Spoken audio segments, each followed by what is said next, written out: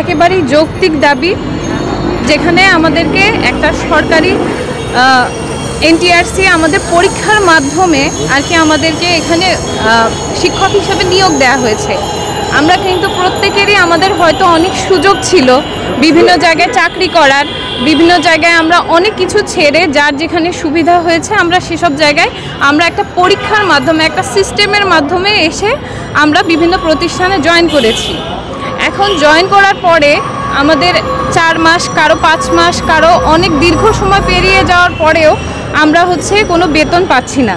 তো আসলে যেটা হয়েছে যে দেখেন, আপনারা এখানে যারা সাংবাদিকবৃন্দ আছেন বা আপনারা বাংলাদেশের যে পর্যায়ে আছেন না কেন, আপনারা দেখুন যে আপনারা একটা পরীক্ষার মাধ্যমে কোনো একটা জায়গায় জয়েন করবেন, এরপরে আপনাদের কোনো বেতন বা কোনো কিছু আপনারা পাবেন না। এটা কি আপনারা আপনাদের নিজেদের ক্ষেত্রে মানতে পারবেন? এখানে দেখুন অনেকজন শিক্ষক আছে, আমরা যারা নারী শিক্ষক এবং যারা পুরুষ শিক্ষক আছে এনারা অনেকেই আছে এমন যে নিজেদের নিজ জেলা থেকে অনেক দূরে দূরে তারা চাকরিতে এসেছেন, নিজ জেলা থেকে অনেক দূরে। তাহলে এই যে আমাদের দ্রব্যমূল্যের যে অবস্থা, এই পর্যায়ে এর ভিতর দিয়ে একটা জায়গায় এসে দূর দূরান্তে থেকে চাকরি করা বিনা বেতনে এক একটা মানুষের যে তাদের যে কতটা কষ্ট হচ্ছে সেটা হয়তো সবাই বলে বোঝাতে পারছে না। আচ্ছা, আর এই যে আমাদের দেশে বা যে কোনো গণতন্ত্রের ক্ষেত্রে যে বিভিন্ন নীতি প্রণয়ন করা হয়, এই নীতিগুলো আসলে কাদের জন্য? নীতিগুলো তো জনগণের জন্য, জনগণের স্বার্থের জন্য। যে নীতিতে মানুষজন নিপীড়িত হচ্ছে, নিগৃহীত হচ্ছে এবং তারা পুরো শ্রম দিচ্ছে, এমন না যে তারা কোনো শ্রম দিচ্ছেন না। আমরা প্রত্যেকজন শিক্ষক এমন না যে আপনারা হয়তো বলবেন যে এখন দেশে একটা অবস্থা চলছে, সবাই সবার দাবি দেওয়া নিয়ে চলে এসেছে। এটা তো আসলে কোনো অযৌক্তিক দাবি না। আপনারা কাজ করছেন, পরীক্ষার মাধ্যমে নিয়োগ পেয়েছেন, কাজ করছেন প্রত্যেকেই। বিভিন্ন আমাদের যারা পুরুষ শিক্ষকরা অনেকে আছেন যে তারা বিভিন্ন জেলায় চলে গেছেন। তো তাহলে যে এতদিন পরে ধরেন সবাই এখন জিজ্ঞেস করে কি যে আপনারা তো চাকরি পেয়েছেন, প্রত্যেকের ফ্যামিলি বা সবারই তো একটা চাহিদা আছে যে তারা ভাবছেন যে সবাই হয়তো বেতন পাচ্ছেন। এই যে আমরা না কাউকে বলতে পারছি যে এখনো আমরা এইভাবে বেতনটা পাচ্ছি না, কিন্তু পরিবারের এই যে চাহিদা বা যে কোনো কিছু তো থেমে থাকছে না।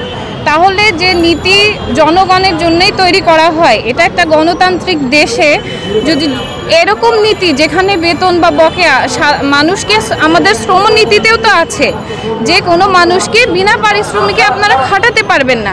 সেখানে একটা পরীক্ষা নিয়ে না, আমরা কোনো কমিটির মাধ্যমে না কারো সুপারিশের মাধ্যমে আমরা এসেছি।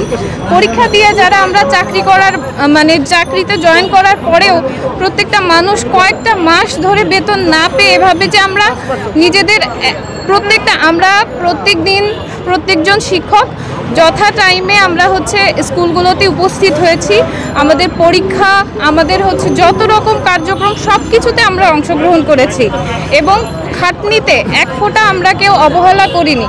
তাহলে এই যে আমাদের প্রত্যেকজন শিক্ষকের আমাদের একটাই দাবি, যে আমরা এটাই দাবি দিচ্ছি যে যেটা আমাদের ন্যায্য পাওনা আমাদের সেটা যেন দেয়া হয়। আমাদের বেতন, আমাদের যোগদান থেকে বেতন। এবং এটা কোন ধরনের নীতি যে শিক্ষকরা জয়েন করবেন, একজন করে এমপিও দেওয়া হবে, তারা সেই মাস থেকে বেতন পাবেন। তাহলে কেন এই সিস্টেমটা এরকম করা হয় না যে যখন থেকে যে শিক্ষকদের এমপিও হবে তারা তখন থেকে জয়েন করবেন?